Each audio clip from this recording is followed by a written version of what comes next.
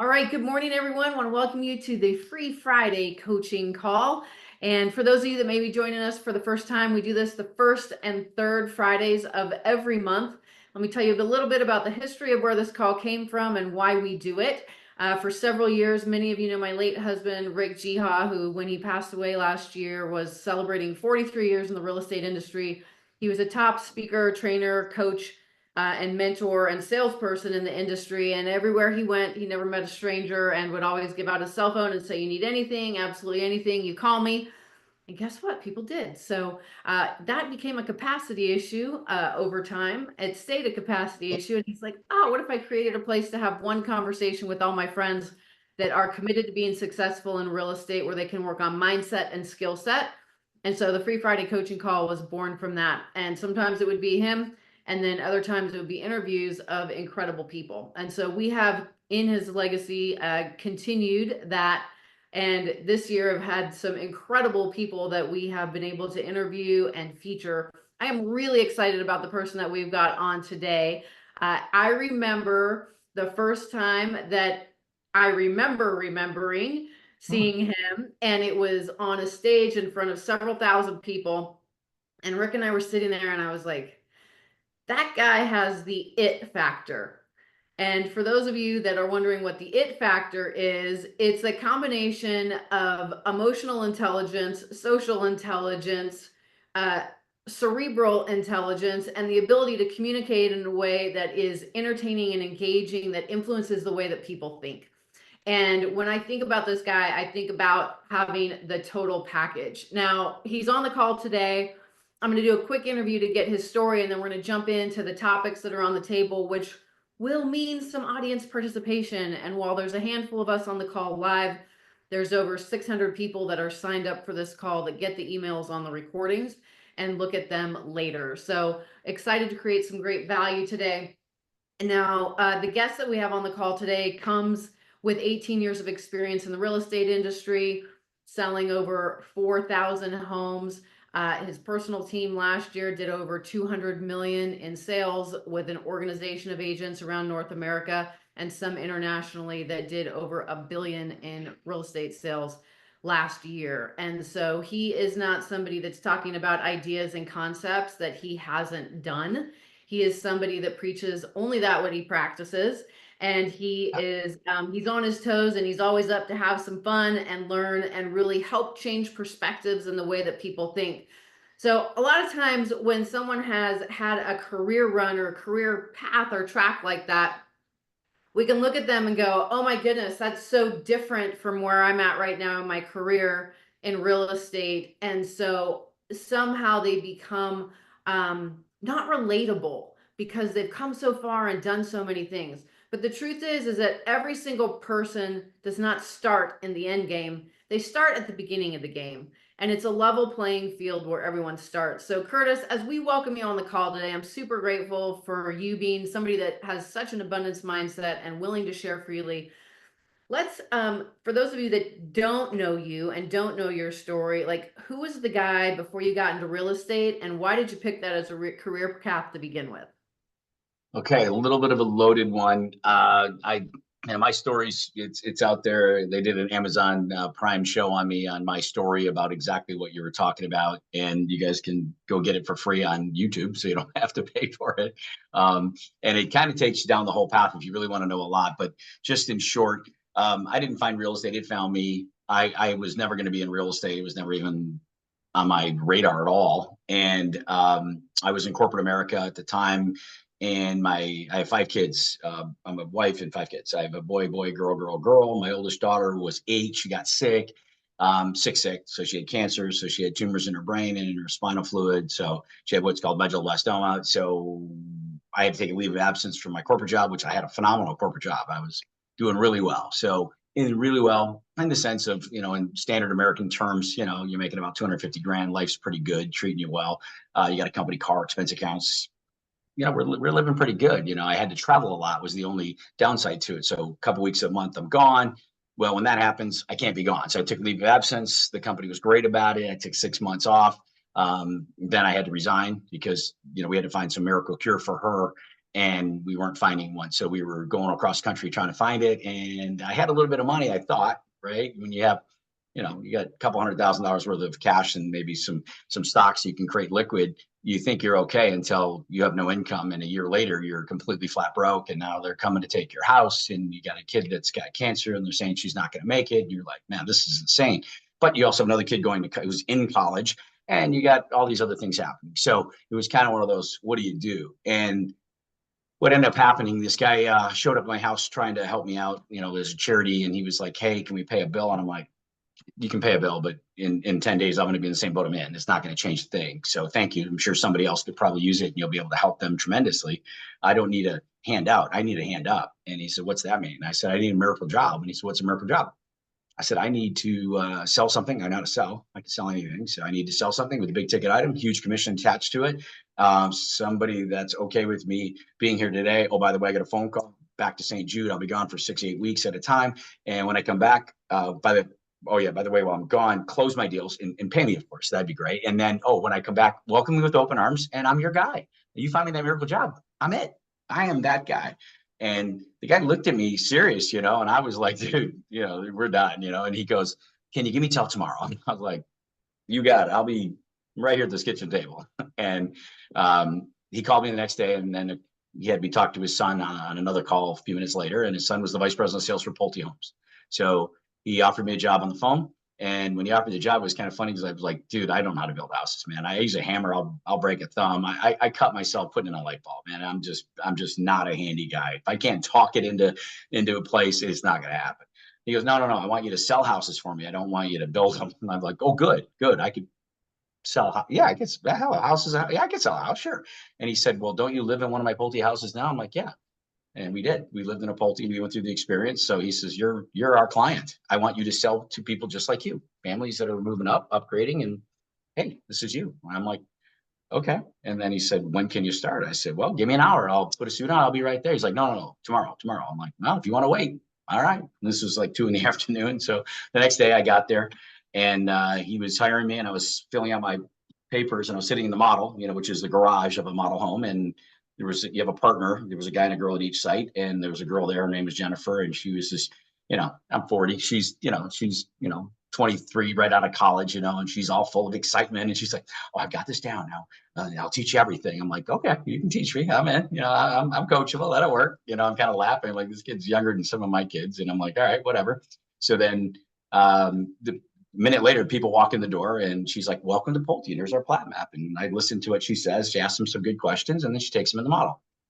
Well, that seemed pretty easy. A minute later, these people walk in the door, and Dave, who's the vice president, he's like, oh, shoot, I got to grab these people. I go, hold on, let me take a swing at them. Let me see what happens. And he's like, are you serious? I said, yeah, we'll finish filling out my hiring papers in a second. And I said, welcome to Pulte. This is our plat map, and right over here. And oh my God, you have a wife, you have this beautiful little girl. What's your name? This, that. We start talking. I chat with these people. I ask them a million questions. You need a house. And he's like, where do you, I just asked him, where do you live now? That's the first question you should ask every buyer for the rest of your life. Where do you live now? So I asked him that question, and he said, well, we're living in a hotel. I said, well, what are we doing in a hotel? And he said, well, we live in a hotel because I got a job transfer here in the automotive world. I'm in Metro Detroit. So he's like, I'm going to be working at GM headquarters. So we got to find a house, but I've been here. I go, well, how long have you been in the hotel? He says, 2 months. I said, well, then let's change that. I got some houses for you. Great news is Dave, we got some you can buy today, right? And he's like, we got 3 of them ready to go. I said, what luck? You need a house? I got houses. Let's figure this out. And I spent about an hour and a half with them, and I sold them a house. And I was like, this real estate thing, this is easy. I can do this all day. Now, clearly, that's not how it typically works. So that's what it was. So right now, I still live in Michigan. That's been my home forever. And so Pulte gave me the job, and I did that. My daughter, subsequently, a couple of years later, when she was 11, she went to heaven, and they were fantastic during that time. So I learned a lot during that period of time, and I learned a lot about myself. I learned a lot about my family. I learned about my other kids. I learned a lot about people, and it just made me a better person because I really understood that if you really want anything in life, you've got to help other people get what they want, because that's what I needed. And people would come to your rescue, but you have to put yourself out there. And most people struggle with that. So I found that real estate was a really great place for me. One, I can make a lot of money, sell real estate. The more you sell, the more you make, and no one can stop you from selling more houses. That was cool. Metro Detroit, just another typical, area in America that you can sell, sell the product, and the product is the house. But at the end of the day, it's the most important product that people buy because they're going to live in it, right? This is a big deal. And we're more important than a lot of, so I start off calling myself the real estate doctor. And they're like, what's a real estate doctor? I said, because I help people sleep well at night. Because if I can set them up in the right home for their family, their kids are safe, because think about all the different hot buttons people have: security, community, convenience, financial. You have all these different reasons that they purchase homes. You just have to ask all the right damn questions. And if you do, you can help anybody. And now we can really get them there, right? So my job was to help people sleep well at night and put them in their favorite home and get them exactly what they needed. Now, sometimes what they need and what they want are two different things. We all want everything, but what we need is this, right? What we can afford might dictate what our want value is, but our needs are still the same. No matter how much money we have, we still have the same need. So my job was to make sure I could figure out where the best placement for these people, where I could help them. So when I did that, I had massive success. Real estate became very easy to me. I thought I turned out to be a pretty good fit for it. In 2007, 3 years later, the market crashes, and I'm like, oh, well, this is going to be fun. What are we going to do now? Morphed from that, started a company called Marketplace Homes, where I could help people who were stuck still move forward. And then I could take the people that were losing their houses, who had jobs and that did the right things, that the banks went out of business and really messed them up. I can move them into these people's houses on a lease option, so I could give them a second lease on life. So I took the people that were stuck, got them unstuck, and we ran a radio ad called, let me unstick you. If you're stuck, we've got you. Here's how we do it. And we ran a radio ad, and it was phenomenal. And then I ran another radio ad saying, if you're in these boats where the banks messed you up, if this is what happened to you, we can save you. I can sell you another house. And you just put them in the other ones. And then I used the builders, because I had relationships with all the builders. So once I did that, then I was able to keep the builders in business who were going out of business because they couldn't sell any houses. Well, I had a massive amount of people looking to buy houses, so they still didn't move. So I kept the builders in business, right? I got them to give me a flat fee for paying for every single deal. So I got the incentive instead of them giving it to the client. I'm the incentive. And then I turn around and take people from them, put them in their houses, do a lease option, corporate lease to me, to them. I'm just a pass through on the money.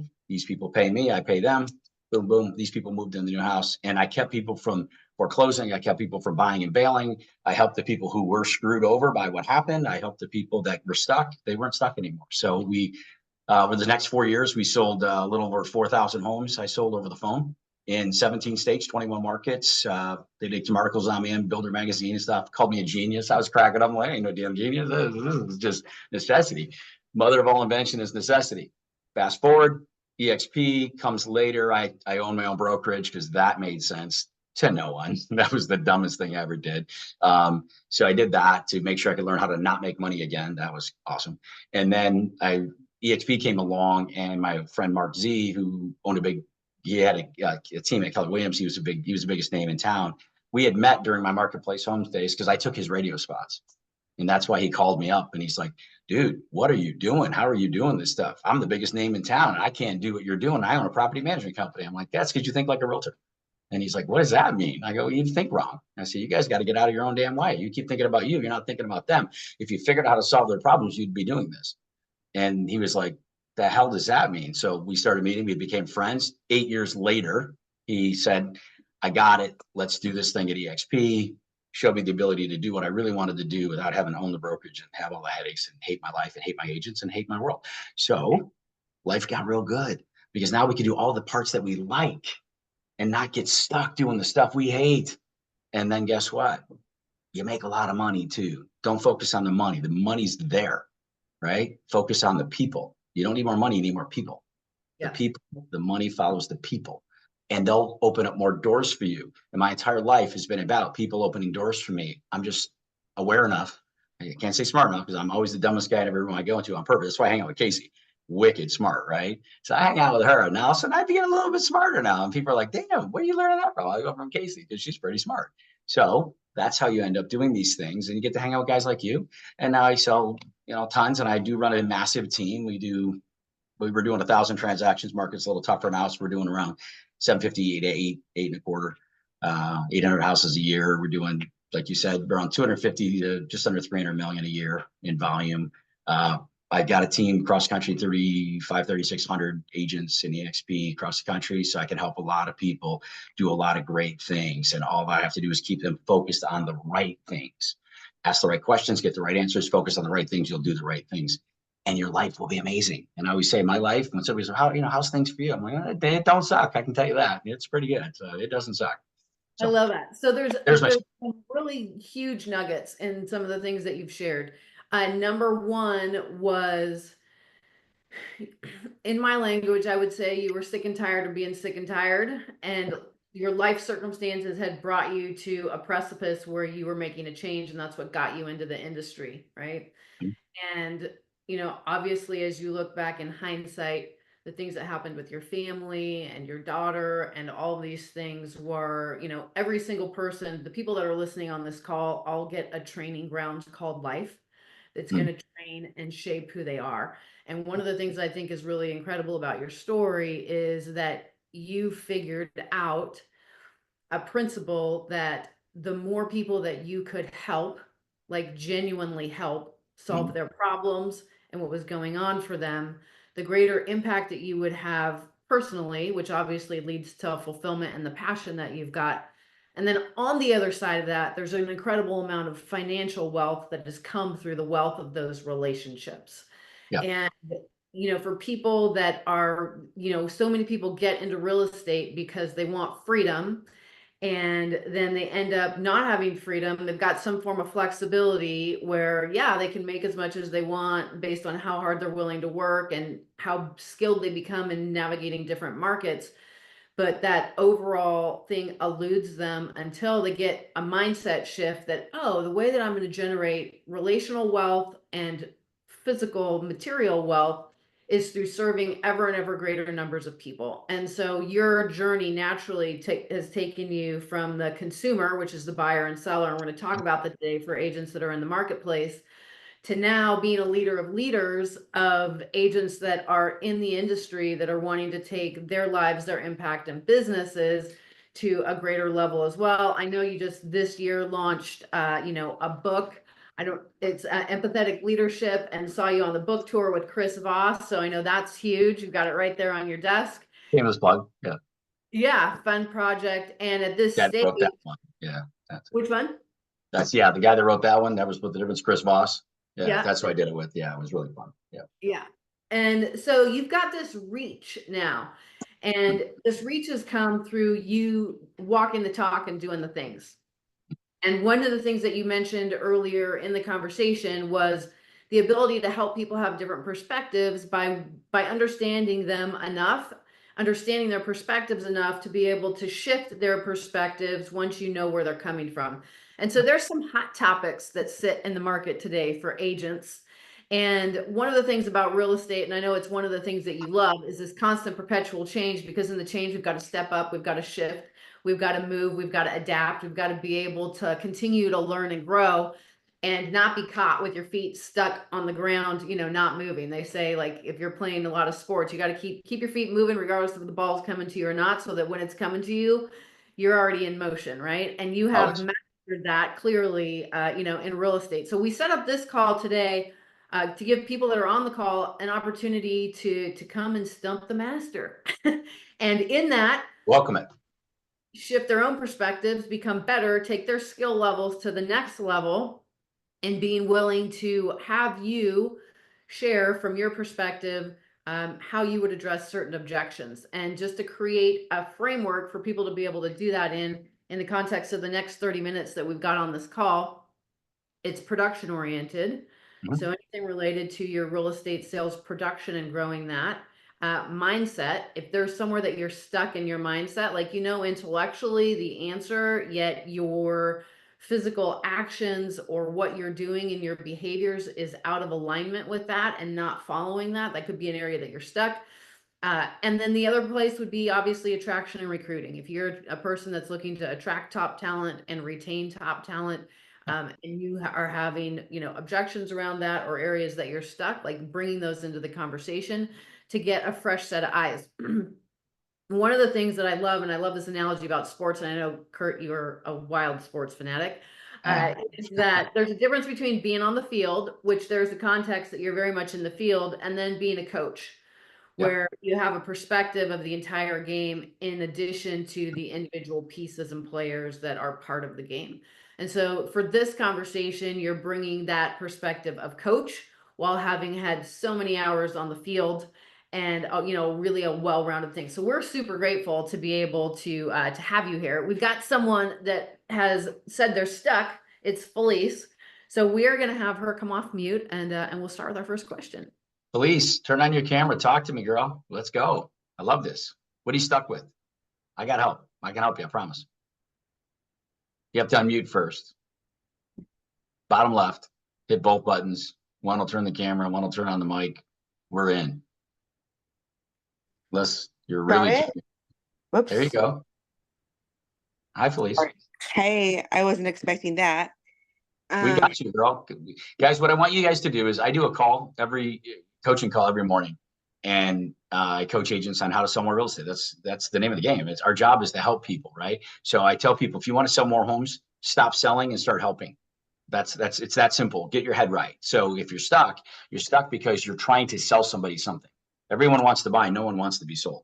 So let's not sell anybody anything. Let's help people buy and let's help people sell. And you'll sell a ton of homes because you're helping people. That's what we have to focus on. So first thing you have to do is decide if I'm talking to buyers or sellers, either one, the thing that you have to have is you have to have in your framework, in your mind, what I call it is framing and looping. We have to frame them, right? So when they try to bunny trail you out of it, right? Because you're putting them in a box, you're framing, just like if you're putting a puzzle together, what's the first piece you find in a puzzle? There's 4 pieces you have to find no matter what to start a puzzle. What are they?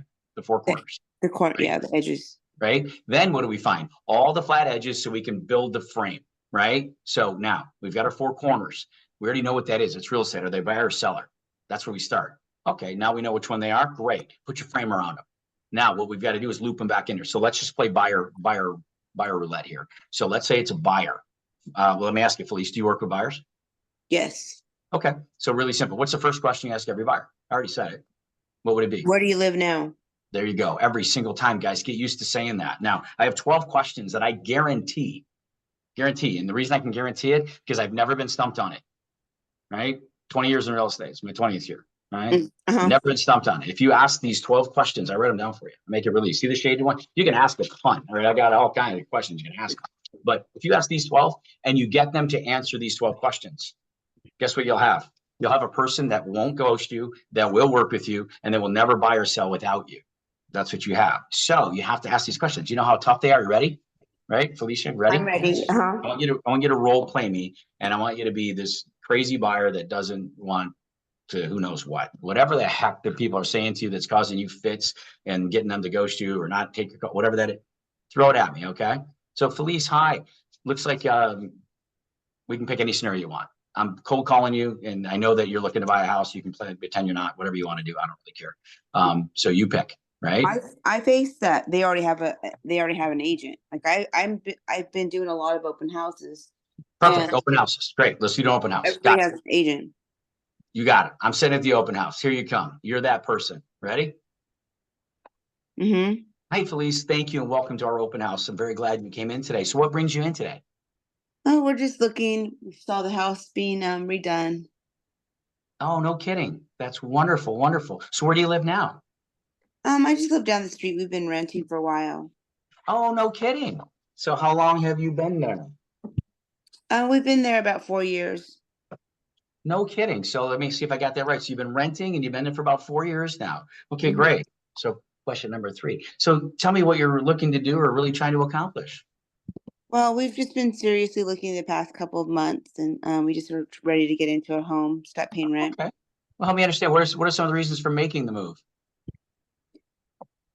We want to be in this neighborhood because my mom is in the area and she can help us with the kids. Okay. Well, that's good. How soon do you want to make it happen then? As soon as possible, but we've just been looking around and we haven't seen what we liked. How's that going so far? It's okay. We're not making any moves.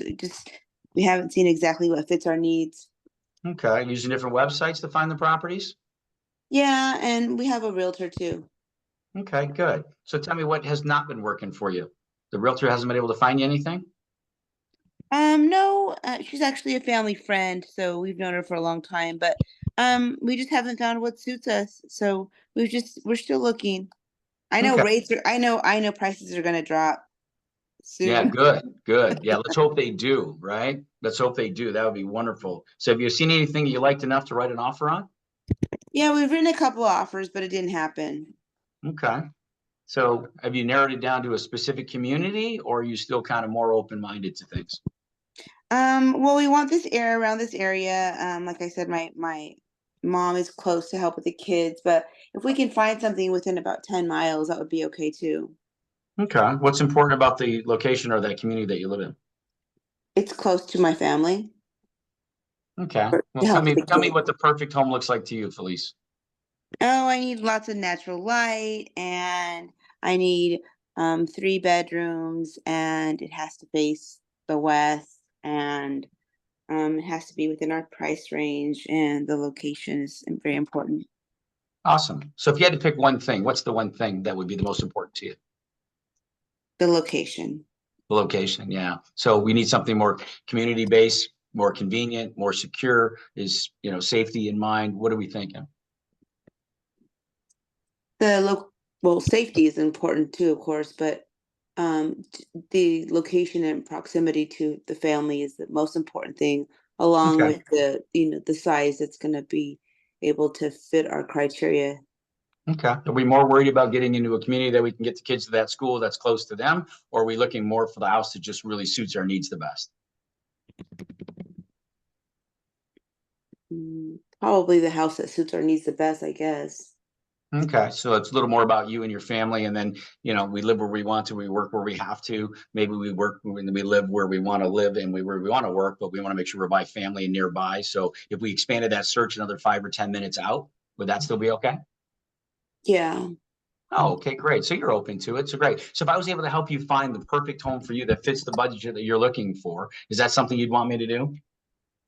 Yeah, you can just go ahead and send it to us, or Love that. you can talk to our realtor. Yeah, no problem. So if I was able to help you find some stuff that your realtor doesn't have access to, because I run a really big team, or I'm part of a big team, or I'm part of a huge brokerage called EXP, thousands and thousands of agents that have, guess what? All the homes for sale. So I a lot of times have the ability to see things that are coming in the market before they get there. If I was able to help you with something like that, would that be enough reason for you to have me work with you a little bit? Yeah, sure, of course. Okay. Do you think your realtor would be upset if I was able to help you find stuff that they didn't have access to? I'm sure that they would. They'd be upset with you if you found something that you wanted? I'm sure they would. Yeah, so they're not really looking out for your interests. I thought they were family. Yeah, that's maybe why it's sometimes best not to, mix family and business together because of these unsticky situations that get a little bit weird. Is that what's happening? Maybe, yeah. I never thought Mhm. about that. Why don't we do this? Let's start off where the best foot first, right? I do things very differently than everyone else. So what I'm going to do is I'm going to meet you at your current place where you're renting. I want to take a look at what you're looking for. You can show me what you like in it and what you would like to have different in the new house. And what we'll do is I promise you this, we'll lay out a game plan that will be successful for you. Not like what you've been doing right now, where it's kind of hit and miss and kind of shooting all over the place. What I'm going to do is let's get strategic to help you find exactly what it is that you're looking for, because based on everything you just told me, I think I can help you pretty quickly. And if I was able to do that, is that something you'd want me to do? Yes. Yeah. But I don't want to have to pay you. Okay. Well, what if we made sure that any offers we put in, we made sure that that was part of the deal and you don't have to worry about a thing? Would that make it easy for you? It sure would. Good. So if I heard you right, you need me to get with you right away. Let's get a game plan together and have you stop running around chasing your tail and maybe do something strategic where we actually find you the right properties where we can find ones that I can help you win and make sure that you can sleep in your favorite home. That's why my friends call me the sleep doctor. It's kind of weird, but I help people sleep in their favorite homes at night. So what's a good time for me to come by? Is it better if we met either later tonight, or does tomorrow better for you? Oh, come on over tonight and we can get this started. Thank No you so reason to much. wait. You sound like you're excited. I want to do that for you. I like how you think. So let's do that. I love your plan. I love the way that you guys want this to go. So let's do that. I'll meet you at 5 o'clock. I'll see you at your house. Give me your address right here, blah, blah, blah. Set the appointment. Thank you. Welcome. So let's pause for a minute and grab some takeaways from everybody that was listening about what just happened.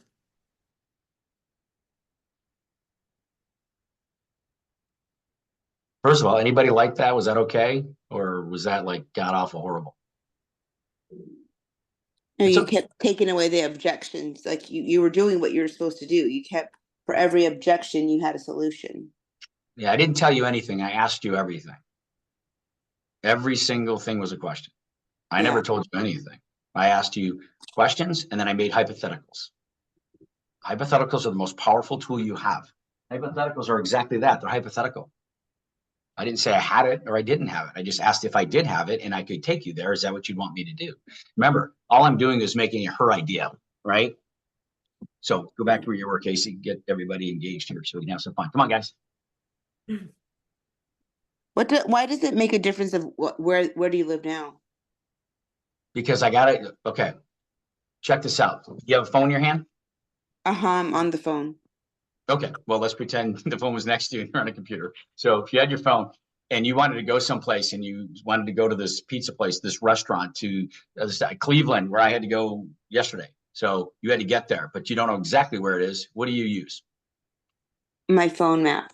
Right. Your GPS on your phone, whatever's app, right? So when you do that, what's the very first thing it asks you? You say, I want to go here. And the first thing it asks you is what?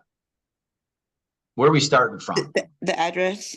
Where are we starting from? Yeah. How the heck am I supposed to help you when you show? Here's what happens, guys. Realtors do this where we're at now. All right. Casey, permission to coach. A little harsh for a sec. Yeah. All right. I don't want to offend you guys, but I'm going to be a little harsh. You guys, think about this for half a second.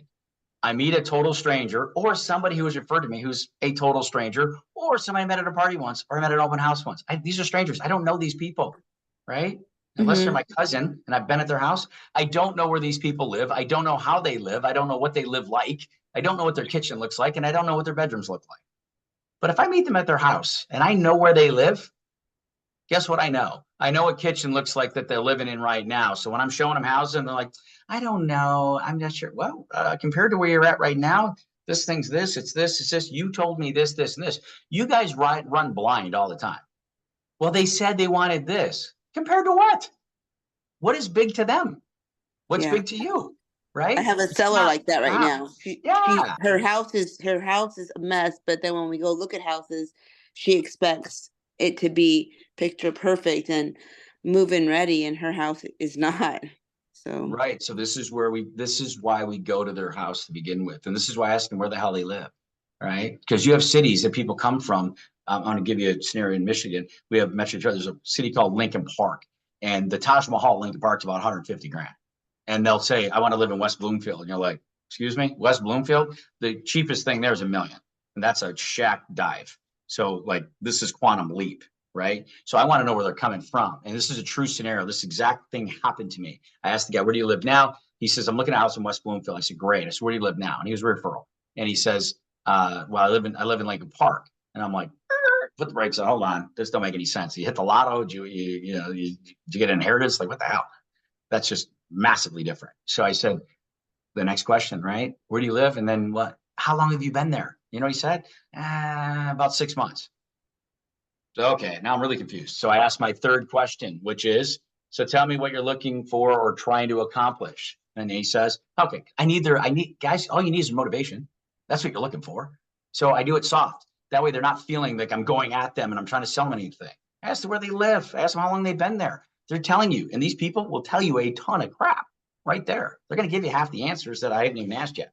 This is the beauty of this. Then when I asked him, what are you trying to accomplish? Now I got to get the motivation. What he said to me was, I'm in the middle of a divorce. It's almost over. I lived in West Bloomfield. I'm living at my sister's house in Lincoln Park. I'm like, okay, this starts to make a hell of a lot more sense. And he said, I found a house 2 blocks away from where my ex-wife is because I gave her the $2.7 million house. And I'm going to pick up this little bungalow 2 blocks away. So my kids, 2 kids, one in high school, one in junior high, can go to school from my house, just like their mom's house. So I can be there for them. And there's a sweet little bungalow right there. I can pick it up for like 990 grand. It's a really nice one. I've seen it a few times. If I could just do that, I'll just pay cash for that. And I'm like, dude, you are like the greatest buyer on the planet. Not Wow, only did he already find his own house for me, he's going to pay cash on it and told me the whole scenario. Now I know what's going on. Now it makes sense because you say Lincoln Park, West Bloomfield, that don't make any sense. And we go, okay, I'll see you there. And then what's the first question you guys all ask? How many of you guys ask somebody the first thing out of your mouth is, are you pre-approved? And you've been taught this by brokers who say, don't you dare show a house unless you know they're pre-approved. Don't you dare ask them if they're pre-approved. Let me help you. I feel my hand come through and whack you right upside your head.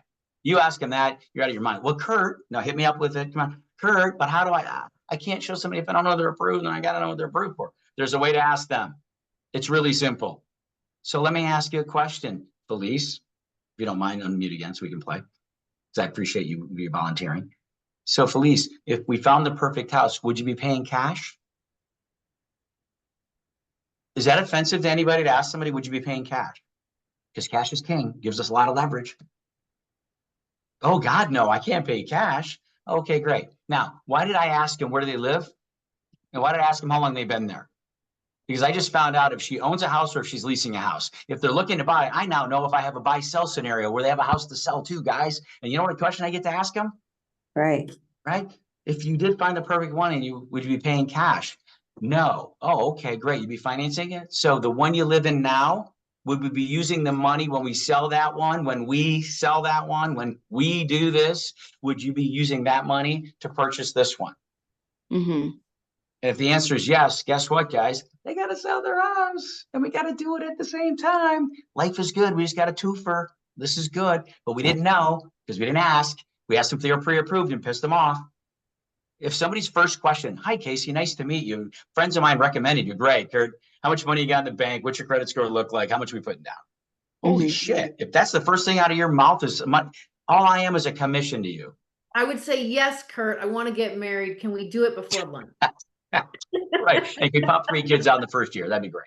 Right? Exactly. So this is why you don't do this, because you sound like all these other idiot agents that nobody wants to use. Right? Act like you actually care. How do we do that? By asking them questions about them. They have 3 people they care about, guys. Me, myself, and I. It's not about you.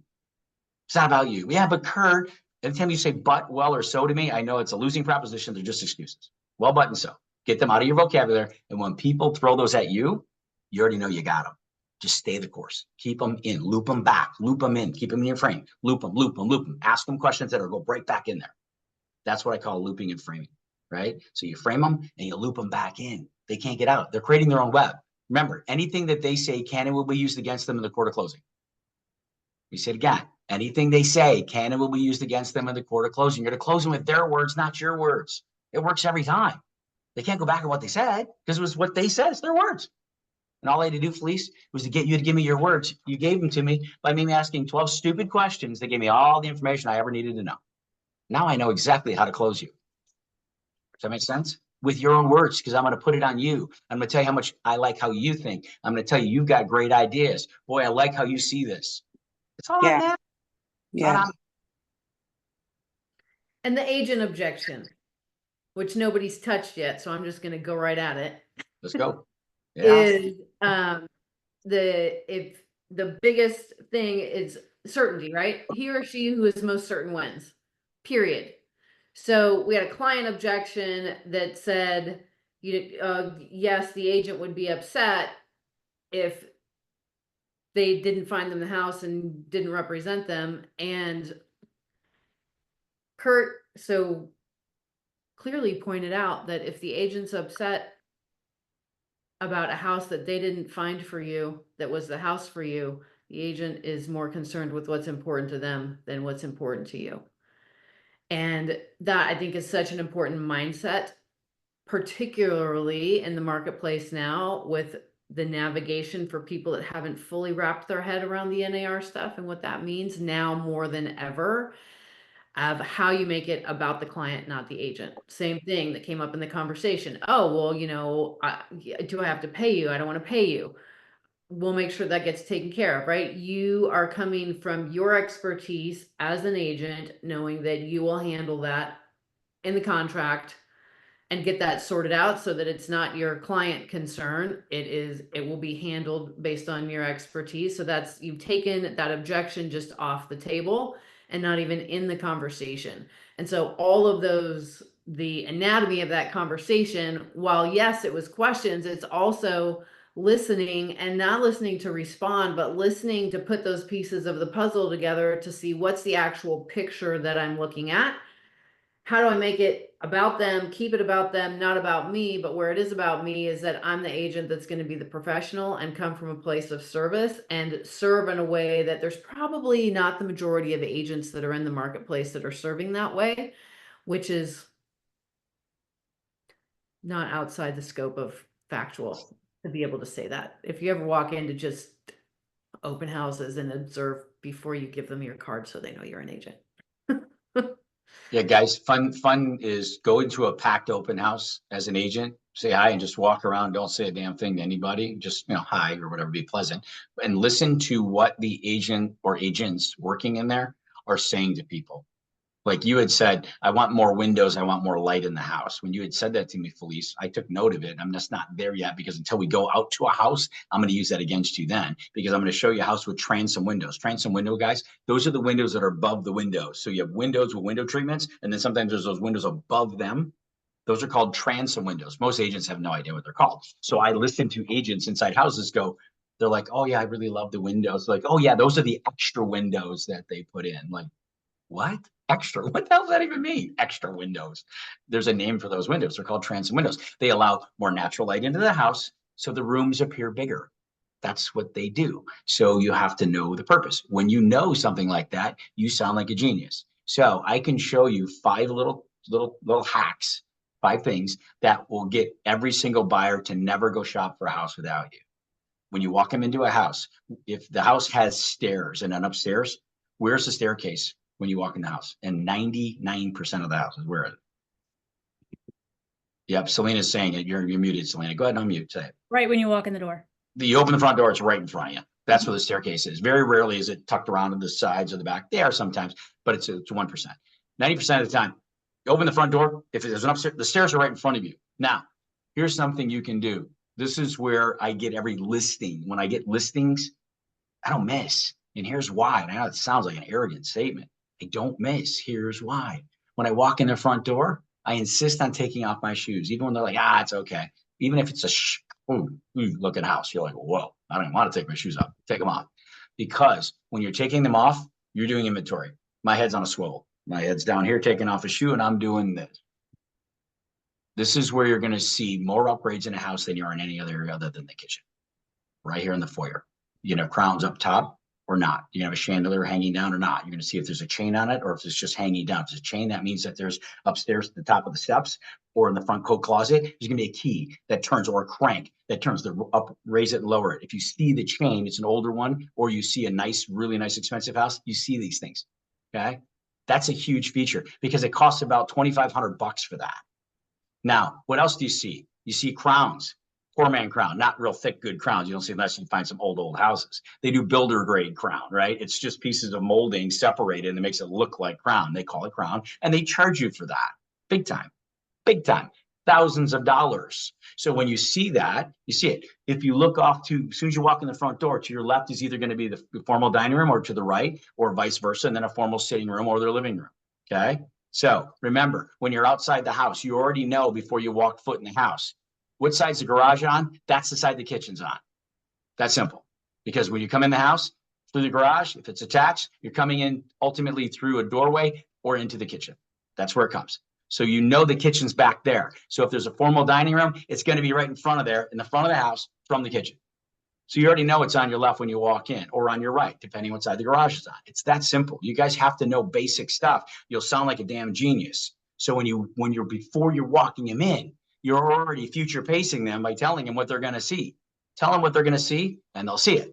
In the foyer, when I'm doing a listing and or showing a house, you take the shoes off right here. I'm doing inventory. I'm doing a really quick check. Now, the staircase, the stairs are right in front of you. Now, staircases come down. If I can do this for you, if you don't mind. I have a staircase. Staircase there.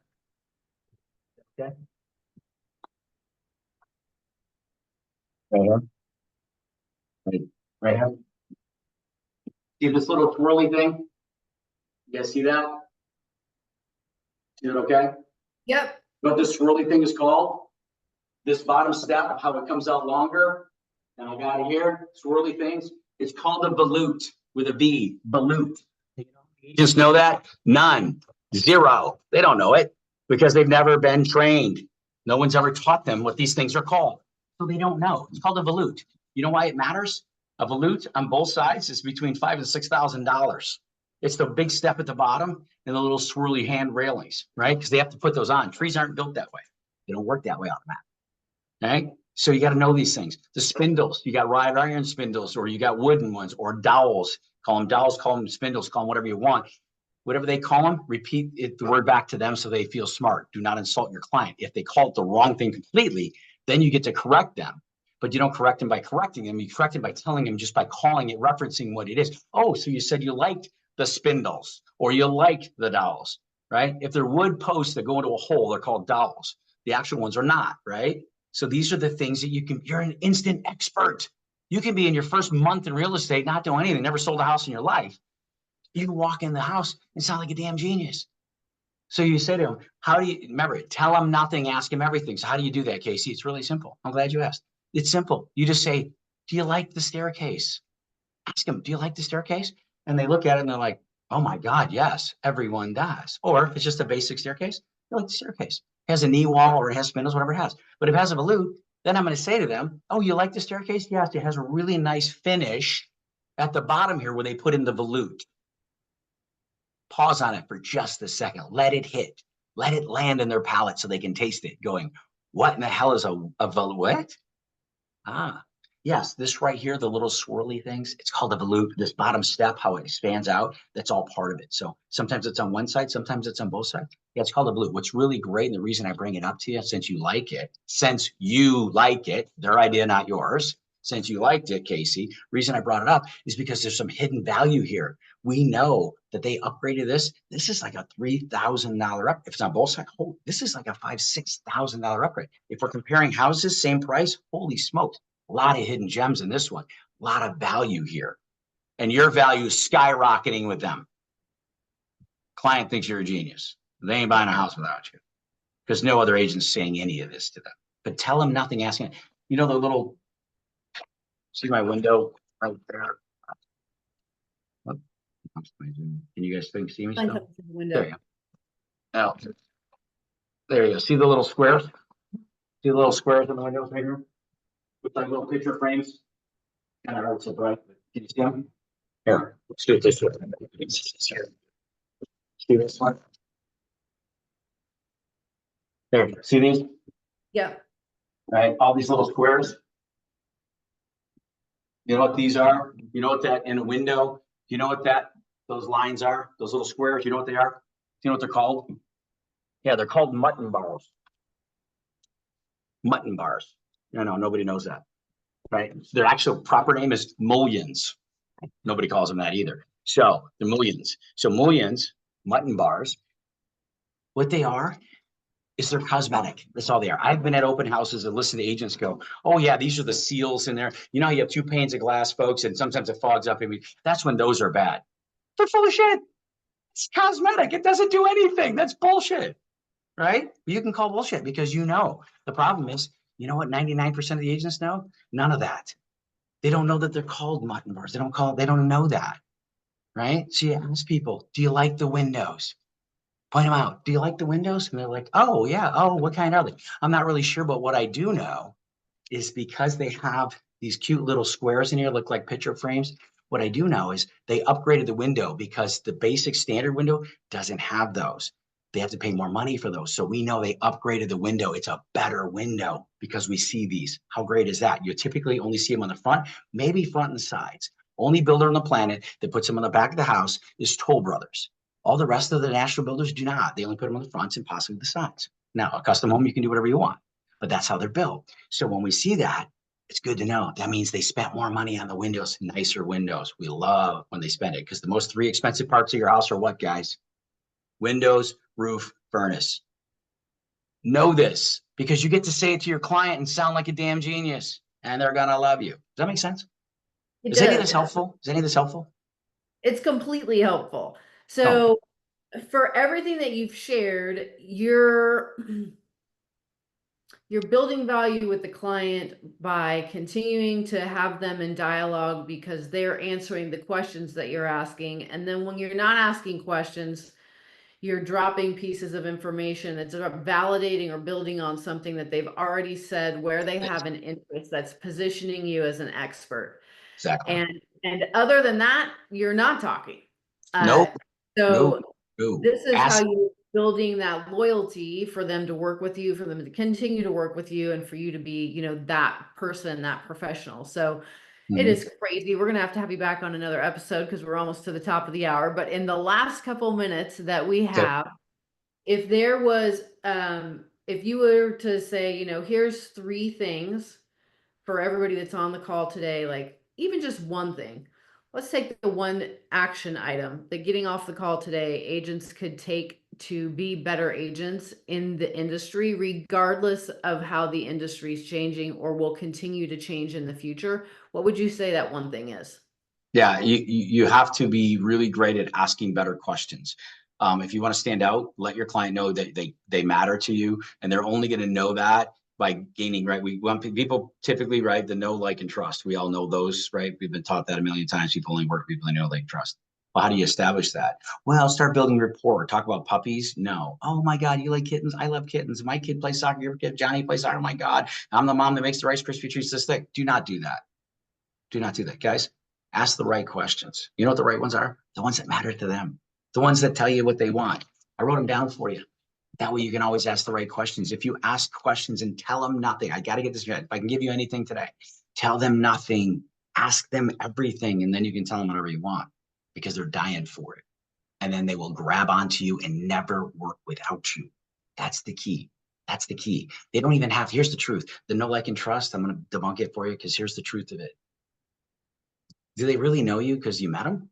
They don't know shit about me. They don't know where I live. They don't know how I act with my kids. They don't know what kind of husband I am. They don't know they know shit. They know what I tell them and they know what they see. They don't know me. So they really don't know you, even though we play that game. And I'm fine with it. And then they have to like you, right? No, they have to not dislike you. They don't have to like me. They have to trust me. If they know I know my shit, they can go, he's kind of an arrogant ass, but man, he knows his shit and we're not buying without him, honey. We're definitely using her. We're using him. She knows her stuff. Wow. She's kind of rough, boy, and she's go, but damn, she's so good. We're not buying without her. If they trust you, the trust is what matters. And how do we establish it? By becoming the expert to them, expert of their life. No one is asking them where they live now. No one. No one's asking how long they've been there so you can find their freaking pains, guys. Well, I've been there since 2004. Well, what happened in 7? What happened in 12 and 13? What happened to the market at 15, 16? What happened when COVID hit? What happened in 2022, the greatest market we've ever seen in our entire lifetimes in the history of real estate? We know this shit. Why? Because I asked them the right question. How long have you been there? You bought this house then? You lived it for here? Okay, boom. Got it. Right? That's it. So if I can give you anything, guys, you want to be the expert. You want to get, you got to get them to trust you. That's how you win. And they will lock into you. The loyalty will be there. Get them to trust you more than anything. If they happen to like you too, because you're not a jerk, bonus, right? Don't be a jerk, right? Just don't be a jerk. Somebody asked a question, Rob. He said he's a helper by nature, but didn't know how to get around the sales postures with your process. I can see if I connect with the client well enough for us to both proceed. Yeah. Yeah. There's no salesy in it. We took all the sales out of it. That's exactly right. And everything you have to get used to saying, Casey, I love how you think. What a great idea, Selena. Oh my, Carlos, man, I really, really, really like the path you're going down. Man, Mary Ellen, you totally get this. Yeah, I can see where that's going. And I agree with you. Get used to saying these things. You own them when you do because you just gave them value to themselves in the process. They think it's you against them. Not with me. It's all about them. And I make damn sure it is because I freaking just cover them in it. It's never even a question. Okay. So I'm going to give everyone an action item to leaving this call today. And that is, if you don't have it already, pick up the book Empathetic Leadership by Curt Shewell and Chris Voss. And the truth is the ability that we have to lead ourselves is the ability that we have to lead others. And so I'm confident that you'll pick up things there that if you choose to implement will improve not just your business, but also improve your lives. And Curt, thank you for who you are and your Thanks. contribution into the community today, and look forward to having you back. Everyone, make it a great day. Thanks for being here. Thanks, guys. Appreciate you.